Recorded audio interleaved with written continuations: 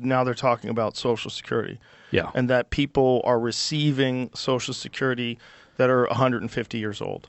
But I don't think that is the reality as it's being explained by people who understand Cobol, the language, and this computer programming language that they use is ancient, right? Which is kind of crazy that they're still using that, right? It's the government. I mean, right. Yeah. So some guy who understands it was explaining that if certain factors aren't taken into consideration or certain things aren't entered in, like date of birth or when there's certain things, or date of death, or, right? But it doesn't even necessarily mean that all these people are receiving checks, right?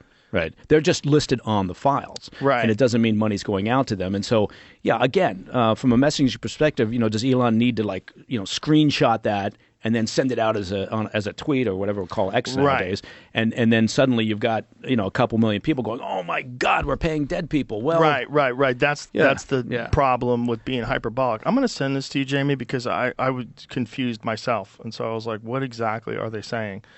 Because it seems like the people that understand that programming language are the ones that aren't jumping on board and saying, hey, this is what's happening. Yeah. Vampires exist amongst us. There's 300-year-old people getting Social Security. That's not what they're saying. The people that actually understand it are saying that's not really the case. Although how cool would that be if vampires existed among us and we found out the 300-year-old people were making benefits? That would be crazy. Like, how crazy. So I'll send you this, Jamie. This is this guy's explanation of it. But that 4.7, I'm sure we're going to find the trillion. Of course, some of that money goes out, and I think if you follow money in the government, it's always more effective and interesting than anything else, right? You always get to the bottom of things by following budgets. Yeah. Depending on how it's hidden, right? And so a lot of that money is going to be, perhaps it's in black budgets for who knows, for Defense Department activities. It's worth digging into because it's always fascinating. So this is a guy that explains it. I'll read this. I hope he's correct. There's a gentleman named House of Carter on X.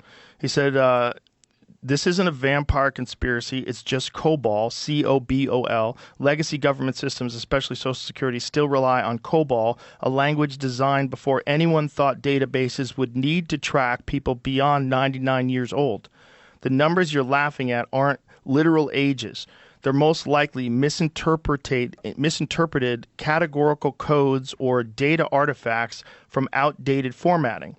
Social Security isn't paying 150-year-olds. The system uses fixed width fields, and when modern databases misread them, they mistakenly interpret grouping codes as real ages. This happens when old mainframe logic isn't properly translated into newer systems. So no, there aren't thousands of people over 150 getting checks, but there are a lot of outdated systems that need modernization. Maybe focus on fixing that issue instead of hyping up a non-issue. So there's multiple people that have said the same kind of thing. Yeah. This guy says, I'm an old programmer, coder in today's parlance.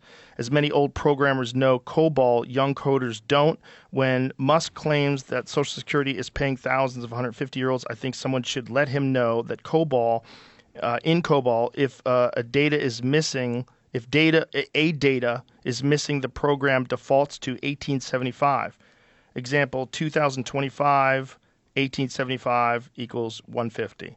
So for some reason, if data is missing, the program defaults to this ancient date. And it's just a problem with data. Yeah. Which makes more sense than 150-year-olds. Exactly.